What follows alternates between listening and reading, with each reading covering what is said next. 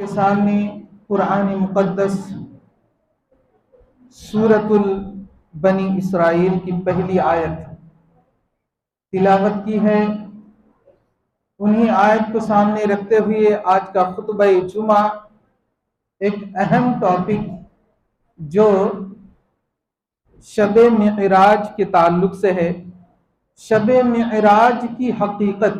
आज का जो टॉपिक होगा वो है शब मिअराज की हकीकत।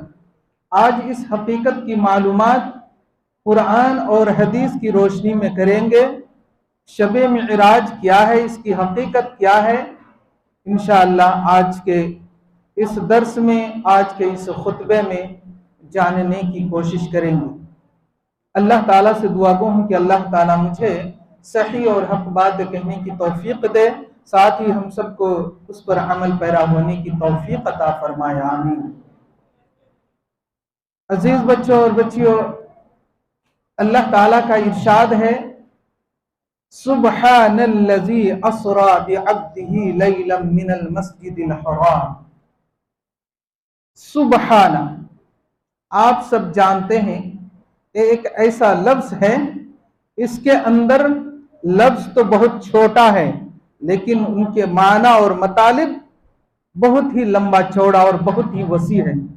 सुब्हाना, तेरी जात पाक है। अल्लाह ताला की जात पाक है। किस चीज से पाक है? हम जैसे इंसान, कई लोग ऐसे हैं जो अल्लाह ताला के ऊपर कई बातें और कई बातें थोपते हैं। जैसे कहते हैं कि अल्लाह ताला के बेटे हैं और बेटियां हैं। हजरत ईसा अलैहिस्सलाम को अल्लाह का बेटा करार देते हैं और फरिश्तों को अल्लाह ताला की बेटियां करार देते हैं। हजरत उज़ैर अलैहिस्सलाम को अल्लाह का बेटा करार देते हैं। अल्लाह ताला ऐसी चीजों से बेनियाज है। अल्लाहुस समद कहा अल्लाह ताला ने, कुल हुवल्लाहु अहद। ऐ नबी सल्लल्लाहु अलैहि वसल्लम आप कह दीजिए कि अल्लाह एक है। अल्लाहुस समद, अल्लाह बेनियाज है। किस चीज से? खाने से, पीने से, नींद से, ओंग से, बीवी और बच्चों से, माँ बाप से, यानी इंसानी तमाम जरूरियात से अल्लाह ताला बेनियाज है। हमें खाने, पीने, सोने, जागने, काम करने, माँ बाप, हर चीज की जरूरत पड़ती है। अल्लाह ताला को जरूरत पड़ती नहीं है। इसलिए अल्लाह ताला ने कह दिया अल्लाहु समद, अल्लाह ताला इन तमाम चीजों से बेनियाज है। अल्लाह ताला ने इस आयत के अंदर भी यह बात कही, सुब्हाना, तेरी जात पाक है। अल्लाह ताला की जात पाक है। किस चीज से? हर बुराई से, हर ऐब से, जो इंसान अल्लाह ताला के ऊपर ऐसी झूठी बातें बांधते हैं, उन तमाम चीजों से अल्लाह ताला बरी है और अल्लाह ताला पाक।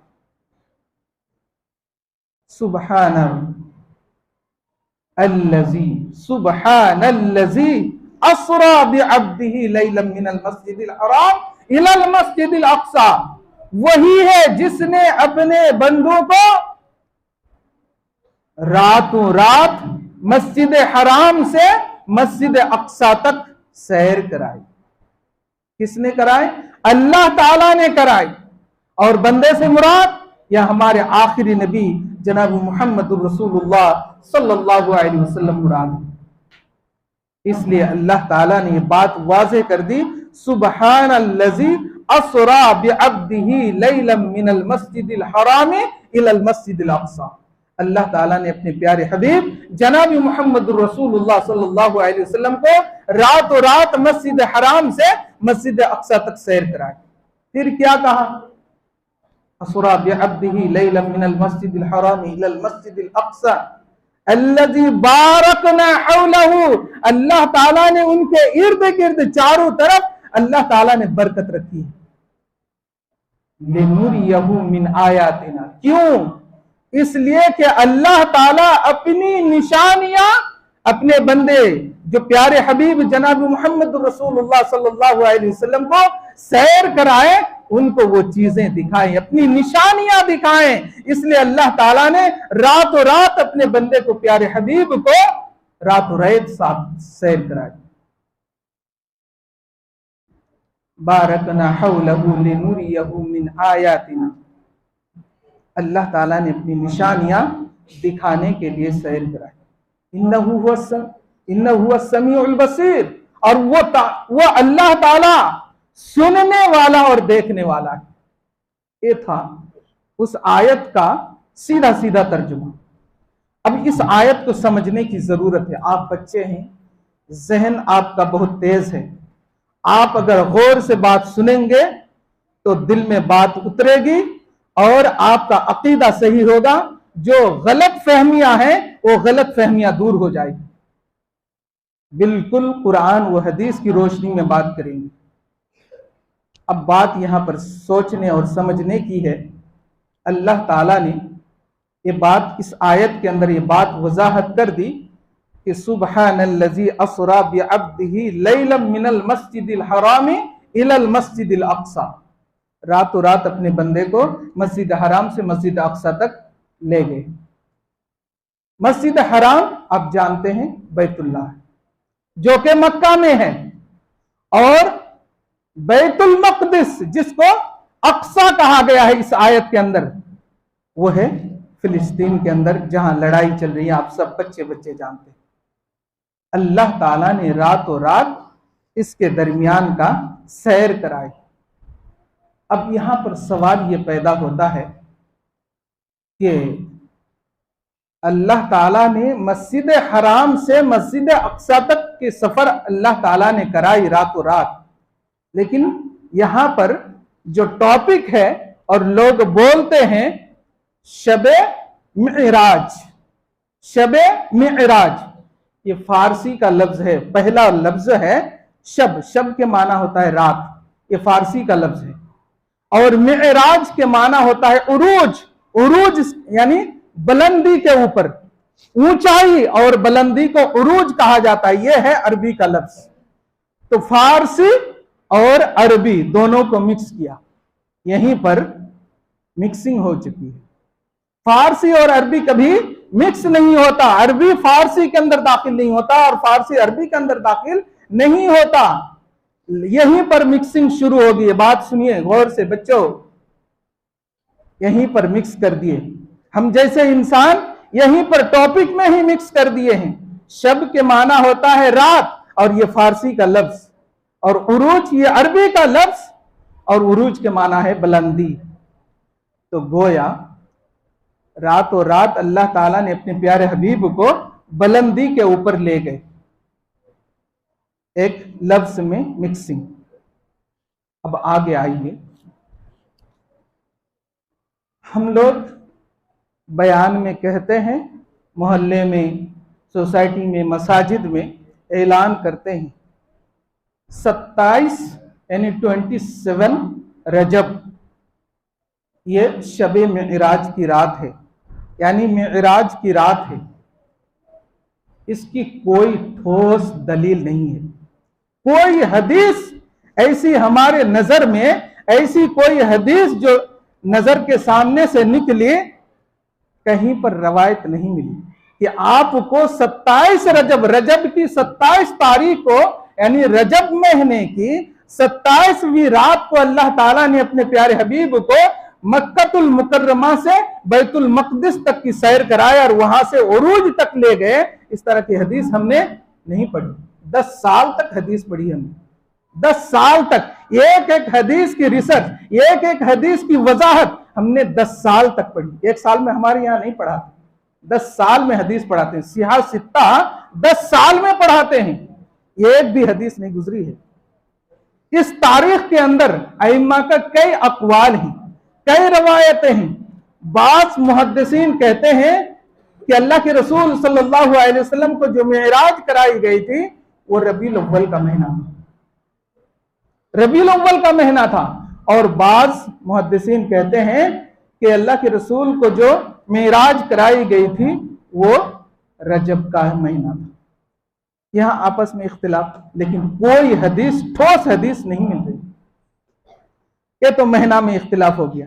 अब तारीख पर आइए, तारीख में भी कई अकवाल हैं। कई कहते हैं 27 को, कई कहते हैं 24 को, कई कहते हैं 28 को, कई कहते हैं 14 को, कई कहते हैं 12 को। इतना सारा इख्तिलाफ है, यानी तारीख भी फिक्स नहीं है।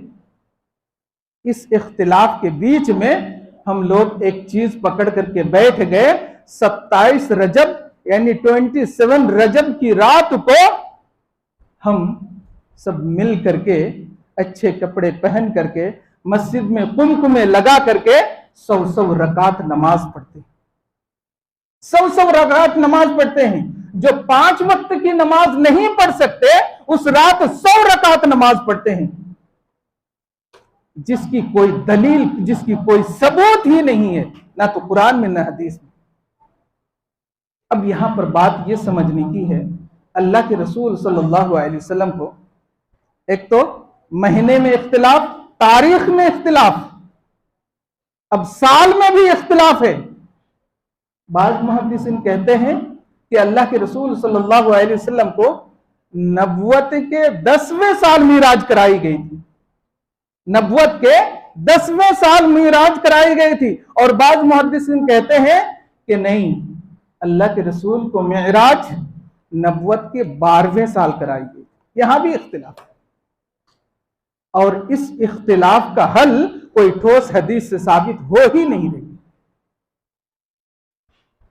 बहरहाल हमारा ईमान और अकीदा है कि अल्लाह के रसूल को मेराज कराई गई थी, इसके ऊपर हमारा ईमान और अकीदा है।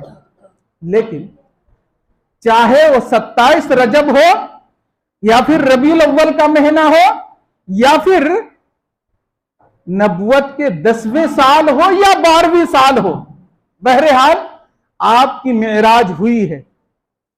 लेकिन मेराज होने के बाद आप सल्लल्लाहु अलैहि वसल्लम तकरीबन 12 साल या 13 साल जिंदा रहे। 12 साल या 13 साल जिंदा रहे। लेकिन आप सल्लल्लाहु अलैहि वसल्लम ने अपनी जबान मुबारक से कोई हदीस से ऐसी बात साबित हो ही नहीं रही है क्या मेरी उम्मत के लोगों, 27वीं रजब को मेरी मिराज कराई गई है, लिहाजा तुम लोग इस मिराज की रात को तुम लोग मनाओ, अच्छे कपड़े पहन करके 100 रकात नमाज पढ़ो, इबादत करो, रोजा रखो। इस तरह की हदीस कहीं मिल ही नहीं रही, कहीं नहीं मिल रही है। 10 साल हमने हदीस पढ़ी है, कहीं नहीं मिलती है। इसके बावजूद हम मुसलमान उस रात को बड़ी इबादत करते हैं। जो 5 वक्ता मस्जिद में दाखिल नहीं हो सकते, उनकी वुसअत होती ही नहीं है, लेकिन उस रात को वो अच्छे कपड़े पहन करके पहली सफ में होंगे। ये हमारा हाल है। जो साबित है उसको नहीं मनाते, और जो साबित नहीं है उसको मनाते। चलिए बात यहां तक रहने देते हैं। मेराज का जो पैगाम है, अल्लाह के रसूल सल्लल्लाहु अलैहि वसल्लम को बैतुल मक़दिस से अब 7वां आसमान का सैर कराते हैं। 7वां आसमान का सैर के बाद दीगरे कराए गए, आपको जन्नत भी दिखाया गया और जहन्नम भी। और इसी सफर में आपको 3 तोहफे दिए, 3 तोहफे, जन्नत के सैर कराए गए, जहन्नम के सैर कराए गए। जहन्नम के अंदर लंबा चौड़ा वाकया है, पॉइंट की बात आपके सामने जिक्र कर रहा हूं। जब जहन्नम का सैर कराए गए तो अल्लाह के रसूल ने कई चीजें देखी। एक जगह देखा कि कुछ लोग हैं जिनके नाखून, ये नाखून तांबे के और बहुत बड़े बड़े हैं, बहुत बड़े बड़े हैं, जो अपने जिस्म को नोच नोच करके खा रहे हैं। अपने ही नाखून से अपने जिस्म को नोचते हैं और खाते हैं। अल्लाह के रसूल सल्लल्लाहु अलैहि वसल्लम ने यह मंजर देखा और देख करके जिब्रील अमीन से पूछा, ये कौन लोग हैं जो अल्लाह ताला ने इनके ऊपर ऐसी सजा मुसल्लत कर दी है? जिब्रील अमीन ने कहा कि ये वो लोग हैं जो दुनिया के अंदर गीबत करते थे, चुगली खाते थे, एक दूसरे के पीठ पीछे गीबत क्या करते थे, इसलिए अल्लाह ताला ने इनके ऊपर यह अजाब मुसल्लत कर दिया। अल्लाह ताला ने इसकी वजाहत फरमाई कुरान मुक़द्दस, या अय्युहल्लज़ीना आमनु इज्तनिबू कसीरम मिनज़्ज़न्न इन्न बअज़-ज़न्नि इस्मुन वला तजस्ससू वला यग़्तब बअज़ुकुम बअज़ा। ऐ लोगो, तुम लोग गुमान मत करो। हम लोग किसी के बारे में गुमान करते हैं ना, या अय्युहल्लज़ीना आमनु इज्तनिबू कसीरम मिनज़्ज़न्न, ऐ ईमान वालो तुम गुनाहों से इज्तिनाब करो। और किस चीज से? जन से, गुमान से। तुम किसी के बारे में गलत गुमान मत करो। इन्न बअज़-ज़न्नि इस्मुन, क्योंकि बाज जन, बाज गुनाह, गुमान ये गुनाह है। वला तजस्ससू, और तुम किसी की जासूसी मत करो, पीठ पीछे किसी का प्रोपेगेंडा मत करो। वला तजस्ससू वला यग़्तब बअज़ुकुम बअज़ा, और तुम एक दूसरे के पीठ पीछे गीबत भी मत करो, चुगली भी मत करो, क्योंकि ये गुनाह है, ये बहुत बड़ा गुनाह है।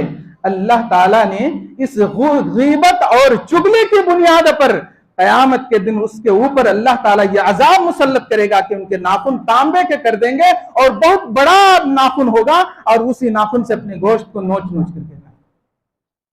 आगे चले अल्लाह के रसूल, आगे देखा कि कुछ आदमी हैं जो खून के नहर में पड़े हुए, वो डूब रहे हैं खून में, और खून भी गर्म बिल्कुल खोल रहा है। वो किनारे होने की कोशिश करते हैं, जैसे कि चलो तैरते हुए किनारे चले जाएंगे और हमारी जान बच जाएगी। कोई उधर फरिश्ते खड़े होते हैं, जैसे ही किनारे आते हैं उठाकर एक पत्थर उसके सर पे मार देते, सर बिल्कुल छिंदा छिंदा हो जाता है। फिर अल्लाह ताला उसके सर को ठीक कर देता है। फिर वो सोचता है कि चलो ये किनारे पर जाए, इधर भी आता है, किनारे कर लगने की कोशिश करता है, फिर एक पत्थर खाता है, फिर उसका ये सर फिर बिल्कुल चेथड़े उड़ जाते हैं। फिर वो कोशिश करता है तो तीसरे किनारे जाने की, वहां भी वही हाल होता है, फिर चौथे किनारे आने की, यहां भी यही हाल होता है। ऐसा मंजर अल्लाह के रसूल सल्लल्लाहु अलैहि वसल्लम ने देखा तो पूछा, ये कौन लोग जिसके ऊपर अल्लाह ताला ने ये अजाब मुसल्लत किया है? गौर से सुनना,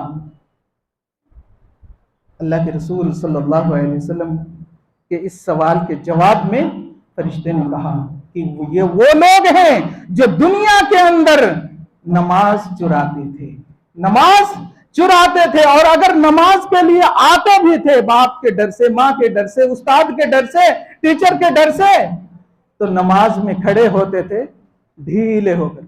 कई लोग होते हैं सुस्त होकर के खड़े हो जाते हैं, ढीले, नमाज करेक्ट दो पैर पर खड़ा होते हैं, ऐसा नहीं ऐसे खड़े हो जाएंगे, ऐसा नहीं, करेक्ट दो पैर में खड़ा होना। अल्लाह ताला ने उसका नक्शा खींचा है। या अय्युहल्लज़ीना आमनू, ऐ वह लोग जो ईमान लाए हो, इज़ा क़ामतिस सलात क़ामू कुसाला, कि जब नमाज के लिए अकामत कही जाती है तो क़ामू कुसाला, वो ढीले होकर खड़े होते, करेक्ट खड़े नहीं होते, दो पैर पे नहीं खड़े होते, बल्कि एक पैर में वजन रखते हैं और खड़े होते हैं, कभी इस पैर में कभी इस पैर में, ढीलेपन। अल्लाह के रसूल सल्लल्लाहु अलैहि वसल्लम ने ऐसी नमाज को, ऐसे नमाज खड़े होने वाले को मुनाफिक की अलामत बताई, और अल्लाह ताला ने यहां पर यह अजाब उनके लिए ऐलान कर दिया है कि ऐसे नमाज पढ़ने वाले के लिए कयामत के दिन उसका सर को कुचला जाएगा। आगे चले अल्लाह के रसूल सल्लल्लाहु अलैहि वसल्लम फिर आगे एक जगह देखते हैं कि एक आदमी है, उसका पेट इंडिया गेट से भी बड़ा, यानी एक महल, हदीस में आता है कि पेट एक महल के बराबर है, उस आदमी का पेट महल के बराबर है, और उसके पेट के अंदर बड़ा बड़ा सांप, बिच्छू बाहर से नजर आता है। जैसे ग्लास अंदर अगर कोई चीज हो तो बाहर से दिखते हैं, ये बाहर वाले अंदर से दिखते हैं, ये इस तरह के उनके पेट के अंदर जो बड़ा बड़ा नाग, बड़ा बड़ा सांप, बड़ा बड़ा बिच्छू, दिखाई दे रहा है और डंक मार रहा है पेट के अंदर ही, और वो छिलबिलाता है, कूदता है, फानता है, लेकिन उसे उस अजाब से उन्हें रिहा नहीं मिल रहा। अल्लाह के रसूल सल्लल्लाहु अलैहि वसल्लम ने पूछा, ये आदमी कौन है, ये लोग कौन है जिनके इतने बड़े पेट हैं और उनके अंदर सांप बिच्छू दिख रहे और डंक मार रहा है। अल्लाह के रसूल से कहा कि ये वो लोग हैं जो दुनिया के अंदर सूद खाया करते थे, सूद खाया करते थे। आप लोग सूद को शायद उड्डी बोलते हैं आप लोग, जी इंग्लिश में इंटरेस्ट। तो इस तरह सूद खाना ये हराम करार दिया। अल्लाह ताला ने अपने कलाम पाक में इरशाद फरमाया, अहल्लल्लाहुल बैअ व हर्रम रिबा। ऐ लोगों सुनो, तुम्हारे लिए कारोबार को जायज करार दिया है और सूद को हराम करार दिया है। सूद खाने वाले के ऊपर इतना बड़ा अजाब मुसल्लत किया। अजीज बच्चों और बच्चियों, वाकया बहुत बड़ा है। तकरीबन इस हदीस के अंदर बुखारी की रवायत है 9 पॉइंट है, 9 चीजें अल्लाह के रसूल सल्लल्लाहु अलैहि वसल्लम को ये दिखाई गई। और एक जगह आगे चले तो देखा, एक हांडी में पका हुआ उम्दा गोश्त, दूसरे हांडी में बदबूदार गोश्त है। एक हांडी में एकदम लजीज खाना जो उम्दा गोश्त पका हुआ है, और दूसरे हांडी में बदबूदार, कब से जना रखा हुआ है, बदबू मार रहा है। अब आप ही सोचिए, कोई उम्दा खाना छोड़ करके, उम्दा गोश्त, अच्छा गोश्त छोड़ करके कोई बदबूदार गोश्त खाएगा? लेकिन अल्लाह के रसूल सल्लल्लाहु अलैहि वसल्लम ने वहां कुछ अलग ही देखा। वो अच्छा गोश्त, अच्छा खाना छोड़ करके बदबूदार गोश्त खा रहा, बदबूदार गोश्त खा रहा। अल्लाह के रसूल सल्लल्लाहु अलैहि वसल्लम ने पूछा जिब्राइल अमीन से कि ये कौन लोग हैं जो अच्छा गोश्त छोड़ करके बदबूदार गोश्त खा रहे हैं? अल्लाह के रसूल सल्लल्लाहु अलैहि वसल्लम को फरमाया, ये वो लोग हैं जो दुनिया के अंदर नाजायज काम करता था। दुनिया के अंदर ये लोग जिना करते थे, अपनी बीवी के होते हुए गैर के घर में जाते थे, या फिर अपने शौहर के होते हुए गैर मर्द से वो अपना संबंध बनाते थे। ये वो लोग हैं जिनको अल्लाह ताला ने ये अजाब मुसल्लत किया। तो मेरे अजीज बच्चों और बच्चियों, अल्लाह के रसूल सल्लल्लाहु अलैहि वसल्लम को ये सैर के दरमियान, ये सफर के दरमियान ये सारी चीजें दिखाई गई। एक एक करके सवाल किया और उनका जवाब देते गए, यहां तक के अल्लाह के रसूल सल्लल्लाहु अलैहि वसल्लम को इसी सफर में 3 तोहफे दिए। 3 तोहफे। नंबर 1 नमाज का तोहफा, 50 वक्त नमाज का तोहफा। नंबर 2 सूरे बकरा की आखिरी 2 या 3 आयत, ये तोहफा। और तीसरा तोहफा, अल्लाह ताला ने अपने हबीब से वो वादा किया कि मेरे हबीब, मैं वादा करता हूं, मैं वादा करता हूं कि मेरा बंदा या बंदी शिर्क के बगैर मेरे पास आए, यानी शिर्क से वो महफूज है, तो मैं अल्लाह वादा करता हूं कि उन्हें जन्नत को दाखिल करूंगा। ये 3 चीजें अल्लाह ताला ने इसी मेराज के सफर में तोहफा दिया। अब यहां पर पॉइंट की बात यह है, अब जानते हैं, वाकया सुने हैं कैसे कैसे कम हुआ, खैर उधर जाना नहीं चाहता। लेकिन अल्लाह ताला ने जब इस मेराज के रात में अल्लाह ताला ने नमाज का तोहफा दिया, नमाज का तोहफा दिया, वो नमाज लेकर के नबी करीम सल्लल्लाहु अलैहि वसल्लम आए। 5 वक्त की नमाज पढ़ने का सवाब 50 वक्त की है। 1 वक्त का नमाज पढ़ते हैं तो 10 वक्त के नमाज पढ़ने का सवाब मिलता है, और 5 वक्त पढ़ते हैं तो 5 × 50 वक्त का सवाब मिल जाता है। गर्चे डिस्काउंट कर दिया अल्लाह ताला ने, इतना बड़ा मेहरबान। 5 वक्त की नमाज हम पढ़ नहीं पाए दिन रात में, रात को खड़े होकर 100 रकात नमाज पढ़ेंगे, जिसका कोई हुक्म ही नहीं है, जिसका कोई हुक्म है ना तो जिक्र है, ना कोई सहाबा इकराम इस रात को मनाए। हमसे ज्यादा किसको मोहब्बत थी? अल्लाह के रसूल की। अल्लाह के रसूल से मोहब्बत सहाबा इकराम को थी, क्योंकि आपके साथ रहते थे, आपके साथ उठते बैठते थे। उन्होंने इस रात को 100 रकात नमाज नहीं पढ़ी तो हम पढ़ने वाले कौन हो सकते? क्या उनसे हम लोग ज्यादा मोहब्बत रखते हैं अल्लाह के रसूल से? वो तो अल्लाह के रसूल की एक एक बात पर मर मिटने वाले, अपनी जान को निछावर कर देने वाले, अपनी जान को कुर्बान कर देने वाले। लेकिन अल्लाह के रसूल ने अब ये मेराज के वाकये के बाद 10 साल या 12 साल जिंदा रहे, खुद ने ही ये हुक्म दिया, ना तो मनाए और ना मनाने का हुक्म दिया, और ना ही सहाबा इकराम इस रात को मनाए, ना तो 100 रकात नमाज पढ़ी, तो फिर हम पढ़ने वाले कौन हो सकते? अजीज बच्चों और बच्चियों, ये गलत चीज नहीं अपनाना चाहिए। जो कुरान और हदीस से साबित है, जो ठोस चीजें हैं, उस चीज को अपनाने में हमारी भलाई है। आप जानते हैं सदका जारिया, सदका जारिया एक ऐसा सदका है जो इंसान मर जाने के बाद भी वो सवाब, मैयत को कब्र तक वो सवाब मिलता रहता है। अल्लाह के रसूल सल्लल्लाहु अलैहि वसल्लम ने इरशाद फरमाया, इज़ा माता इब्नु आदम इनक़ता अन्हु अमलुहु इल्ला मिन सलास सदक़तिन जारियतिन औ इल्मिन युंतफ़उ बिही औ वलदुन सालिहुन यदउ लहु। रवाह मुस्लिम। मुस्लिम शरीफ की रवायत है और हदीस बिल्कुल सही और ठोस है। बयान फरमाते हैं कि जब इंसान मर जाता है तो इंसान मरने के साथ साथ उनके अमल का जो सिलसिला है वो बंद हो जाता है, क्लोज हो जाता है।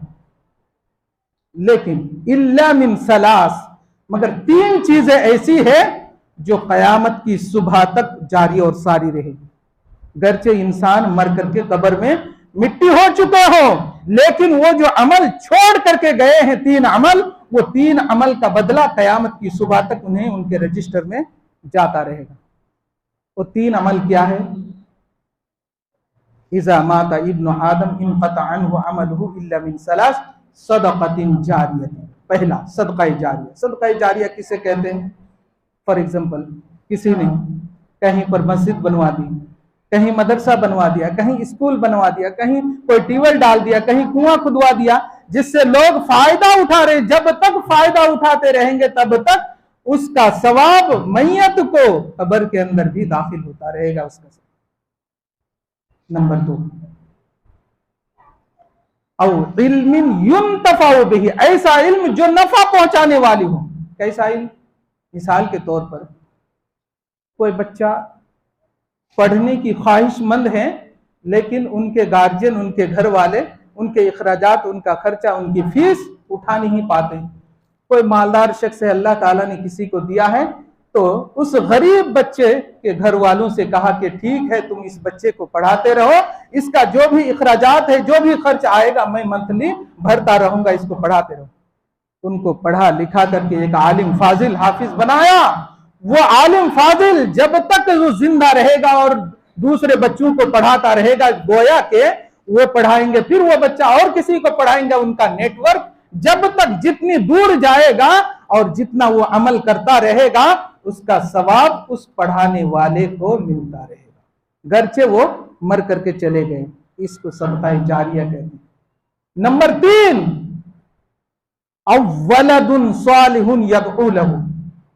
सबसे अहम बात है, अगर इस हदीस को लोग समझ लें तो ये 30, 10वीं, 40वीं सालगिरह ये छोड़ देंगे। पूरी जिंदगी नमाज नहीं, मर गए, तीसरा दिन देग चढ़ा दिए, 10वें दिन देग चढ़ा दिए, 40वें दिन देग चढ़ा दिए, साल में देग चढ़ा दिए, लाखों रुपए ऐसे बहा देते हैं। ये फायदा नहीं, उल्टे उनके ऊपर गुनाह लाजिम आता है। अल्लाह के रसूल ने क्या कहा? अव्वलदुन सालिहुन यदउ लहु। अगर वही मैयत के औलाद उनके हक में दुआ करें, रब्बिरहमहुमा कमा रब्बयानी सगीरा, ए अल्लाह मेरे माँ बाप पर वैसा ही रहम फरमा जैसा कि उन्होंने मेरे बचपने पर रहम फरमाया था, इस तरह की दुआ करते रहे। अगर अरबी दुआ नहीं आती है तो कम से कम ये तो कह सकती है, अल्लाह तू मेरे माँ बाप की मगफिरत फरमा, उनकी लग्जिशों को माफ फरमा, या अल्लाह तू उन्हें जन्नत नसीब फरमा। अपनी जबान में मांग सकते हैं। अगर उनकी औलाद, नेक औलाद, उन्हें पढ़ा लिखा कर ब्याह शादी दे करके कारोबार करके दुनिया में छोड़ करके गए, वही बेटा और बेटी अपने माँ बाप के लिए दुआ करते हैं, तो यदऊ लहू, उनके लिए दुआ करते हैं, तो उनकी दुआ कबूल होती है। देख चढ़ाने की बात नहीं कही अल्लाह ने, बल्कि दुआ करने की बात कही है। औलाद अपने माँ बाप के लिए दुआ करते हैं तो ऐसी दुआ कबूल होती है। ये सिर्फ ये 3 चीजें हैं जो इंसान मर जाने के बाद ये सवाब मिलता है। ये 30, 10, 40 साल गरा करने से एक भी सवाब नहीं मिलता, बल्कि लाखों रुपया खर्च कर डालते हैं लोग, मौज करके खा के भी जाते हैं, ऊपर उनके घर वालों के ऊपर गुनाह लाजिम आता है। तो ये तो सदका जारिया। लेकिन आप कभी इस बात पर सोचे कि गुनाह भी सदका जारिया होता है। गुनाह भी मिसाल के तौर पर, जो दीन के अंदर कोई ऐसी चीज नहीं है जो अल्लाह के रसूल सल्लल्लाहु अलैहि वसल्लम ने करने का हुक्म दिया, लेकिन एक इंसान अपनी तरफ से उसको ईजाद कर देता है और उस ईजाद करदा चीज को इंसान मनाने लगता है, तो गोया कि वो भी गुनाह जारिया हो जाता है। जब तक वो ऐसा अमल करते रहेंगे जिसको अल्लाह के रसूल ने ना किया हो, ना करने का हुक्म दिया हो, ना सहाबा ना ताबईन किसी ने नहीं किया हो, ऐसा काम, ऐसा अमल, वो गुनाह जारिया है। जब तक करते रहेंगे वो उस वक्त तक जो है ना, उनका वो गुनाह उनके ऊपर लाजिम आता है। लिहाजा ये चीजें, ये 100 रकात, ये कभी अल्लाह के रसूल ने ना मनाई, ना करने का हुक्म दिया, ना सहाबा इकराम पढ़ी है। लिहाजा इस तरह अमल हमें नहीं करना चाहिए। अल्लाह ताला से दुआ गो हूं कि अल्लाह ताला हम सबको कही हुई बातों के ऊपर अमल की तौफीक अता फरमा। या अल्लाह हमने भी जितनी बातें कही है उन तमाम बातों के ऊपर हमें गौर व फिक्र करने की तौफीक अता फरमा। या अल्लाह हमारे इन तमाम बच्चों को नेक व सालेह बना, सहीउल अकीदा बना और ईमान व अमल वाला बना। या अल्लाह तो हमें कहने और सुनने से ज्यादा अमल की तौफीक अता फरमा। या अल्लाह हम में से जो मुफलिसुल हाल है उनकी मुफलिसी को दूर फरमा। या अल्लाह हम में से जो परेशान हाल है उनकी परेशानी को दूर फरमा। या अल्लाह हम में से जिनके वालिदैन तेरे प्यारे हो चुके हों, या अल्लाह तो उन्हें करवट करवट जन्नत नसीब फरमा, उनकी लग्जिशों को माफ फरमा, उनकी कब्र को नूर से मुनव्वर फरमा। या अल्लाह जिनके शौहर तेरे प्यारे हो चुके हैं उन्हें भी अल्लाह तो करवट करवट जन्नत नसीब फरमा। या अल्लाह तो हमारी दुआओं को अपने फजल करम से कबूल फरमा। आमीन। तक़ब्बल या रब्बल आलमीन। बारकल्लाहु लना व लकुम फिल कुरानिल अज़ीम व नफ़अना व इय्याकुम बिल आयाति व ज़िक्रिल हकीम। इन्नहु तआला जव्वादुन करीम मलिकुन रऊफ़ुर रहीम।